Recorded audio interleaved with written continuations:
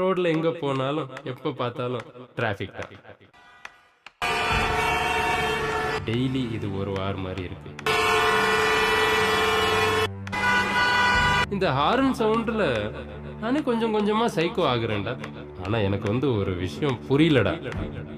MP minister வந்தா ரோடுல டிராஃபிக்னு ஒன்றும் இருக்க மாதிரி இல்லை.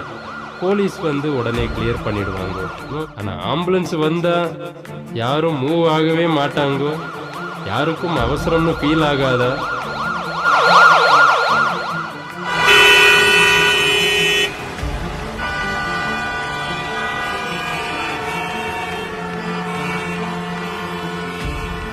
கொஞ்சம் யோசிச்சு பாருங்க. டிராஃபிக்ல மனுஷனா இருங்கடா, மெஷின் மாதிரி இல்லை.